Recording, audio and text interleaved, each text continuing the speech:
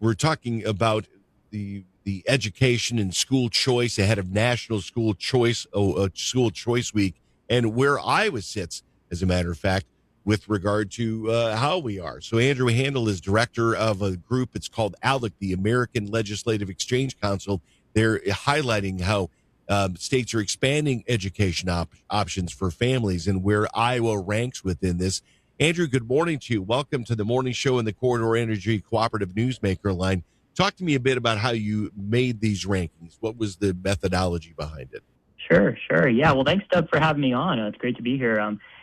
So for this report, which we put out last week, we take a look at 5 main categories of what we call education freedom or school choice.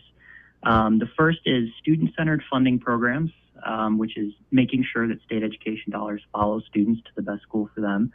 And then we also look at laws around charter schools, home schools, virtual schools, and open enrollment, which is your public school choice. So we rank each of the states in each of those 5 categories, and then we put all that together to develop some overall rankings. And as you mentioned, Iowa does very well, coming in 4th place out of the 50 states. Then that's very, very good to know that. I know that in the larger metro areas, at least, you have educational choice expanding. And this gives families a lot of opportunities to get something in an education that's going to be tailored to what their student may need.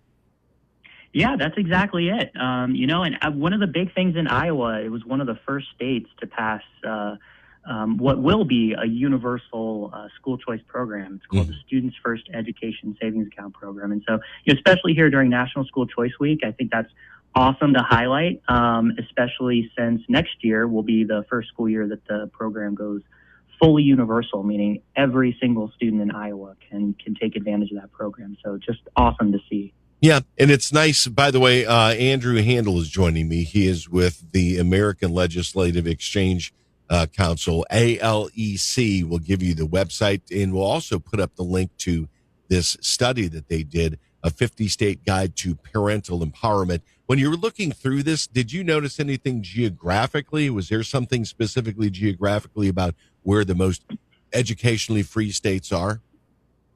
Yeah, I don't know. We didn't see anything geographically. But what I will say is, poll after poll that we've seen, support for school choice and education freedom has never been stronger. And, I think a lot of that is because of governors like Kim Reynolds, who made this a priority and did such good work to bring it to all students across their state, but also at the federal level, with President Trump making school choice a priority and including some school choice programs in the One Big Beautiful Bill. So I think we've seen a lot of progress in a number of states, and even some Democrat governors are opting into these programs that the federal government created as well. So bipartisan support as well. Yeah, Florida, Arizona, Arkansas, then Iowa, the top 4. West Virginia is number 5.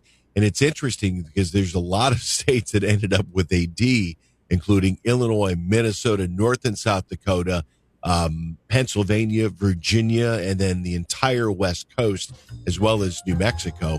We'll put up the website so you can link up to that as well and find out. It's alec.org. Andrew, I appreciate you taking the time to join me today and walk my listeners through this. Have a great week, would you? All right, you as well. Thanks for having me on. All right, take care.